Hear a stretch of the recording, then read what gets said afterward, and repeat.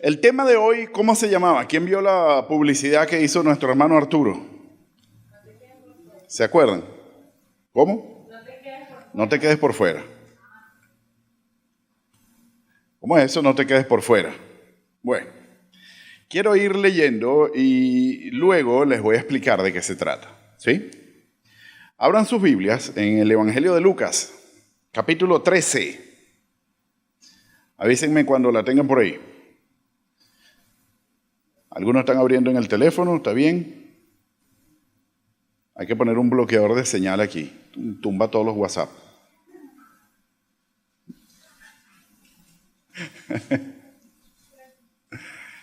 Trece, desde el versículo 23.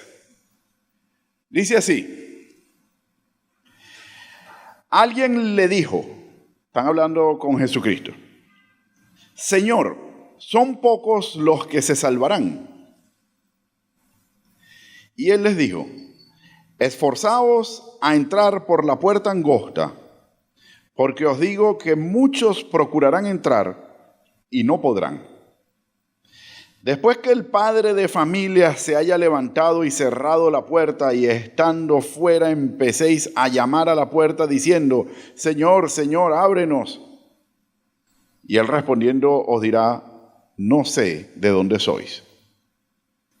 Entonces comenzaréis a decir, delante de ti hemos comido y bebido y en nuestras plazas enseñaste. Pero os dirá, os digo que no sé de dónde sois, apartaos de mí todos vosotros, hacedores de maldad. Allí será el llanto y el crujir de dientes, cuando veáis a Abraham, a Isaac y a Jacob y a todos los profetas en el reino de Dios, y vosotros estéis excluidos. Porque vendrán del oriente y del occidente y del norte y del sur, y se sentarán a la mesa en el reino de Dios. Ok, mi hermano, este fue el evangelio del día que mi papá pasó en un chat hace como el miércoles por ahí, martes o el miércoles. Hay un chat bien calidad que se llama el evangelio del día.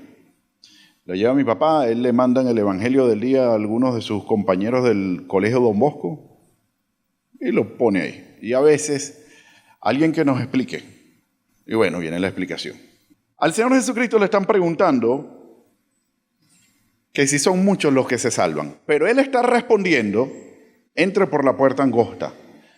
¿Por qué hace un cambio de tema? Porque en realidad no está cambiando el tema, sino que está explicando la salvación como si fuese una puerta angosta. Él está diciendo la dificultad que hay para entrar en el reino de los cielos. La dificultad para ser salvos. Y lo compara con una puerta angosta. Muchos que como yo han tenido la bendición de haber crecido mucho, no cabemos en todas las puertas, saben lo difícil que es entrar en lugares angostos. Pero no hacemos nada más la analogía física, sino también la dificultad de alcanzar las metas. En otros pasajes ponen como el camino ancho y el camino angosto. Aquí están hablando de la puerta angosta. Entonces, lo que quiero que vean es la analogía que el Señor Jesús está usando para explicar que es difícil entrar al reino de los cielos. Y vamos a dividir esto en 4 partes. En primer lugar, la pregunta que le hacen al Señor Jesucristo, ¿son pocos los que se salvan? Y su respuesta fue, muchos procurarán y no podrán. En resumen, sí, son pocos. Porque muchos, gran cantidad, va a intentarlo, pero no va a poder. Nosotros vemos hoy en día el mundo queriendo ser salvo por su propio criterio. Y algunos pueden decir, yo quiero ir al cielo, así que voy a empezar a hacer, ¿qué es lo primero que hace la gente? Obras buenas. Eso es lo primero. He escuchado, mi papá a veces usa un ejemplo que dice, esa persona es tan buena gente que tiene que decir una grosería para llegar al cielo, pues si no sigue de largo. como si uno pudiera ganarse la salvación haciendo algo. Y el mundo cree que nosotros debemos ganarnos la salvación o merecernos la salvación por nuestras obras. Pero Jesús nos enseña otra cosa. ¿Quién se acuerda de Juan 3:16? Todos se lo deben saber, ¿verdad? Por lo menos los que estamos estudiando los jueves deberían aprendérselo de memoria, ¿no? Stephanie se lo debe saber. ¿Qué dice Juan 3:16? Porque de tal manera amó Dios al mundo que ha dado a su Hijo unigénito, para que todo aquel que en él cree no se pierda, mas tenga la vida eterna. Todo aquel que en él cree no se pierde, sino que tiene vida eterna. ¿Cuál es la condición que pone el mismo Jesús cuando da esas palabras? Creer. Más adelante Jesús enseña, arrepiéntanse o morirán. Oye, pero qué rudo. Sí, así empieza incluso el capítulo 13. Este mismo capítulo que estamos leyendo, pero en el principio, algunas ediciones lo ponen como subtítulo. Arrepiéntense o pereceréis. Persia, qué rudo. El asunto es que ya están muertos. No es que Dios los va a matar por no arrepentirse. Es que para regalarles la vida eterna deben arrepentirse. Pero no es que Dios los mató. Ellos solitos, por sus propios pecados, se apartaron de Dios. Juan 5:24, el otro pasaje que debimos haber memorizado hace como 10 jueves atrás. De cierto os digo, el que oye mi palabra y cree al que me envió, tiene vida eterna y no vendrá a condenación, mas ha pasado de muerte a vida. Esa condenación no la recibe el ser humano cuando no cree. Esa condenación la recibe el ser humano cuando peca. ¿Y cuándo he pecado? Haga memoria. Vamos a hacer un examen de 4 artículos de los cuales puede ser acusado. 4 cositas nada más. 1. ¿Quién ha dicho mentiras aquí? Levante la mano. Yo debo levantar las 2 manos. Voy saliendo y te estás bañando. Voy llegando y vas saliendo. Ya voy y estás todavía sentado en el baño. Ese es el clásico. No, es que no me conecté porque se me cayó el internet y me lo está diciendo por WhatsApp y yo estoy leyendo el mensaje. No entendí. O sea, hay cosas tan simples que ya se vuelven habituales, pero son mentiras. Y eso te aparta de Dios. ¿Quién ha agarrado algo que no es suyo? Yo nunca he robado a nadie. Bueno, yo era coronador de bolígrafos en los bancos. Hace años, en este país había algo que en muchos países existe que se llama efectivo. Y uno recibía pagos en efectivo y tenías que ir al banco porque no podías tener tanto efectivo encima. Imagínense, ahorita ¿quién va a depositar efectivo? Y yo iba al banco y tenía la planilla y nunca tenía bolígrafo. ¿Quién me presta un bolígrafo? Coroné. Y yo decía, es el bolígrafo del banco, dice BOD, o sea, ellos quieren que yo le haga publicidad y me justificaba, pero me estoy robando el bolígrafo. Sigue muy lejos, ¿cuántas veces no te copiaste en un examen? Eso es robar. Eso es mentir. Tercera, ¿alguna vez, caballeros aquí presentes, has visto con deseo a una mujer ajena? Nunca, ¿verdad? El que diga que no, vamos a tener que llevarlo para un psicólogo, porque ahí, bueno, pecamos todo el mundo. No, pero esa mujer es soltera, es ajena. No, ajena significa que no es tuya. No significa que es de otro, es que no es tuya. Bueno, pero ¿cómo hago? Porque en algún momento antes de casarme era mi novia, todavía no era mi esposa y la decía sí. Y entonces es imposible no pecar. Humanamente hablando, es imposible no pecar. Pero hay otra. ¿Quién ha insultado a alguien? Salga a manejar en Valencia. Salga a manejar en Valencia cuando se va la luz en los semáforos. Y usted va a ver cómo va a terminar insultando a alguien. Ese cornetazo es un insulto en idioma corneta. Pero de verdad, lo que hay tras eso es un insulto. Jesucristo dijo que aquel que ofende al prójimo es culpable de homicidio. Ah, bueno, entonces, cadena perpetua. Y nada más estamos hablando de esos 4, y aquí todos ya nos hemos declarado mentirosos, ladrones, adúlteros y homicidas. 4 nada más, no voy a hurgar más. Entonces, Dios nos condena porque no me arrepiento. No, mijo, por mentiroso, ladrón, adúltero y homicida. Eso es lo que me ha apartado a mí de Dios. Pero es que yo solito decidí mentir, yo solito decidí adulterar, solo decidí robar y solo decidí ofender a los demás. No fue un accidente, eso fue premeditado. Y Dios nos ha enseñado que nuestro pecado ha hecho apartar su rostro para no oír. Este pecado aparta a Dios de nosotros. O en otras palabras, o mejor dicho, este pecado nos aparta a nosotros de Dios. Ahora, Jesús está diciendo que es difícil ser salvo porque es difícil no pecar. O como dije hace ratico, es imposible. En esta naturaleza pecaminosa donde estamos nosotros, ¿cómo no pecar? Desde chiquiticos los niñitos a cierta edad empiezan a mentir y todavía no aprenden a hablar.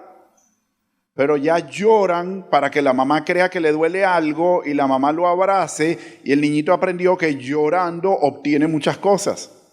Y empieza la manipulación que, pobrecito, pero eso es algo inconsciente, algo natural. Pero desde esa edad ya están empezando a mentir. E incluso podemos enseñarles que funciona. Si cada vez que llora le damos lo que tiene, aprendió que mintiendo obtiene sus cosas. ¿Cómo se evita eso? No creo que sea muy fácil hacerlo. Por eso la puerta es angosta, porque es difícil no hacer esas cosas. Segunda parte. Muchos sabiendo esto, que la puerta es angosta y que tienen que hacer cambios en sus vidas y que tienen que decidir diferente, insisten y saben que la puerta se les va a cerrar, pero van a intentar entrar. Y le dicen a Jesucristo, en la enseñanza que Jesucristo está dando, le dicen al Señor que cerró la puerta en el versículo 25, después que el padre de familia se haya levantado y cerrado la puerta, y estando afuera, empecéis a llamar a la puerta diciendo, Señor, Señor, ábrenos. ¿No? ¿De dónde son ustedes? Yo no los conozco. Ya cerré. Mi hermano, después que la puerta se cierre, no hay oportunidad. Muchos de nosotros podemos llegar a decir, yo voy a seguir viviendo mi vida como yo quiero porque la estoy disfrutando mucho, me encanta, y al final me voy a arrepentir. Tú no estás en control de la puerta. Es el Señor el que cierra la puerta. Y he visto casos de personas que se accidentan y estando en miedo de muerte porque están debajo de un carro ensangrentado sabiendo que se van a morir, ahí dicen, ya me quiero arrepentir. Lógico. No queda otra. Dios sabrá de verdad su corazón si fue arrepentido o no. Eso está en manos de Dios. No podemos nosotros juzgar el corazón de los demás que no lo vemos. Pero hay gente que aún estando a punto de morir, insisten en querer hacer su propia voluntad sabiendo que esa le aleja de Dios. Y el ejemplo que nosotros podemos conseguir está en la Biblia. Jesús está crucificado y a sus dos lados hay dos malandros crucificados. Ay, qué feo, ¿cómo le va a decir malandro? Están en la cruz, muerte de maldición, eso era para los más malditos que existían. Y, esa palabra es fea, esa es la palabra que sale en la Biblia. La cruz era la muerte de maldición, o sea, el que estaba ahí no era un raterito, era el malandro. Y le dice a Dios, a Jesucristo que tiene ahí al lado crucificado, tú no, y que Dios, bájate pues, bájate de esa cruz. Y del otro lado le dice, ni aún sabiendo que estás muriendo, cambias. Aún en tus últimos momentos insistes en blasfemar. No sabes que estás en presencia del mismo Dios. Y Jesús le dijo a él, hoy estarás conmigo en el paraíso. ¿Por qué? Porque lo defendió. Jesús no necesita que lo defienda. Porque vio en él fe y arrepentimiento. Pero al otro, que rata, no le dijo nada. No, que rata no. El otro está obteniendo lo que él sembró. Y aún sabiendo toda la historia, decidió no creer. Decidió rechazar eso. Te quieren dar un regalo y no lo quisiste aceptar. Aún con la puerta cerrada, creen que pueden insistir. Tercera, intentarán demostrar que Dios está equivocado. ¿Cuántas veces no hemos hablado palabra de Dios, los que hablan palabra de Dios, y del otro lado alguien dice, es que yo creo que eso no es así? Ya va un momentico, tú no me estás llevando la contraria a mí, mi opinión yo no la he dado, yo te estoy diciendo lo que la Biblia dice. No, pero eso no es así, o sea, Dios está equivocado. O sea, tú estás diciendo que esto es mentira. Eso es porfiado. Necio, como la misma Biblia lo dice. Pastor Ricardo, no le diga necio a la gente. Aquí dice que el necio es el sabio en su propia opinión. Yo creo que, y lo defienden como que si fuera una tesis demostrada, el yo creo que, ese es el sabio en su propia opinión, es un necio. Fíjense que dice 26, 27 y 28. Entonces comenzarán a decir, después que Jesús les dijo, después que el Señor les dice, no los conozco. Entonces comenzarán a decir, delante de ti hemos comido y bebido, y en nuestras plazas enseñaste. ¿Cómo que no me conoce? Tú estás diciendo mentira. Mira, hemos comido juntos, pero se os dirá, os digo que no sé de dónde sois, apartaos de mí, hacedores de maldad. Y aquí viene en el versículo 28 una parte que es necesario meternos un poquitico en teología para entender lo que quiere decir. En el 28 dice, así será el llanto y el crujir de dientes cuando veáis a Abraham, a Isaac, a Jacob y a todos los profetas en el reino de Dios, y vosotros estéis excluidos. O sea, él va a ver a toda la gente que está en el cielo, pero no está en el cielo. Ahí será el llanto y crujir de dientes. Y esa expresión llanto y crujir de dientes aparece en varios pasajes en la Biblia refiriéndose a tu actitud en el infierno si llegases a ir para allá. Y va a ser eterna. Eso no se va a acabar, no va a ser un ratico. Fíjense esto, en Lucas 16, porfa, marquen ahí el 13, no lo pierdan, avancen 2 capítulos. Del 19 al 31 hay un pasaje que lo hemos estudiado antes, cuando leímos Lucas, que es cuando mueren 2 personas, un rico y otro que se llamaba Lázaro. Lázaro fue al cielo y el rico fue para el infierno, no por ser rico, posiblemente porque su corazón estaba en las riquezas, que eso es otra cosa. Pero uno está en el cielo y el otro está en el infierno. Y en el versículo 23 dice, y en el Hades, que algunos teólogos relacionan el Hades con el infierno, alzó sus ojos y estando en tormentos, vio de lejos a Abraham y a Lázaro. Hermano, desde el infierno se ve el cielo. Y vas a sufrir más. No nada más por todo el dolor físico que vas a estar teniendo, sino porque vas a estar viendo lo que te perdiste. Esa referencia de Abraham quiero que la relacionen cuando aquí en el Lucas 13, y volvemos a donde estamos, dice, cuando veáis a Abraham, a Isaac y a todos los profetas en el reino de Dios y vosotros estéis excluidos. ¿Cómo es eso? Si yo no voy para el cielo, ¿cómo los voy a ver? Desde el infierno se ve el cielo. Y fíjense que el primero que aparece de los que vas a ver es Abraham, que es llamado padre de la iglesia, de los primeros, los patriarcas, de los que iniciaron esta conversación con Dios, por decirlo de esa manera. Cuarta y última parte. Solo unos pocos se sentarán a la mesa del reino de Dios. Versículos 29 y 30. Porque vendrán del oriente, del occidente, del norte y del sur, de todos lados, el mundo entero,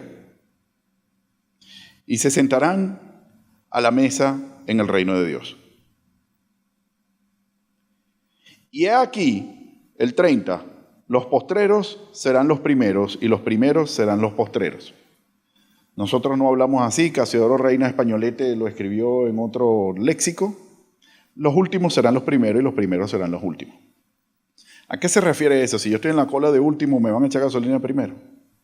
No. Cuando dice los últimos, no se refiere a los últimos en la cola.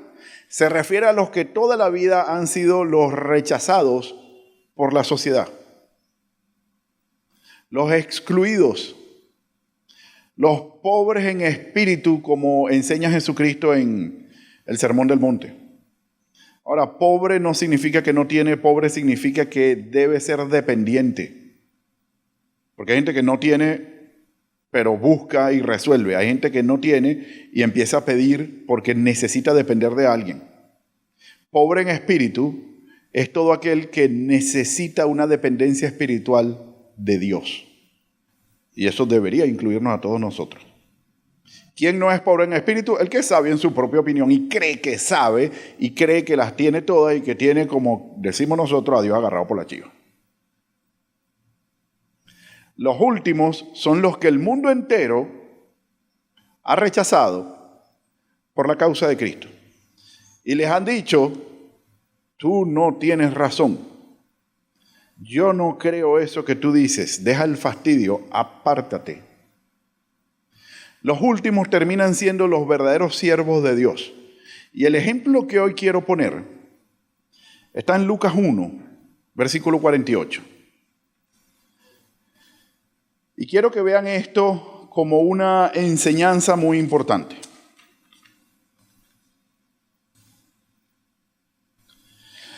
María, la madre de nuestro Señor Jesucristo, va a visitar a su prima Elizabeth.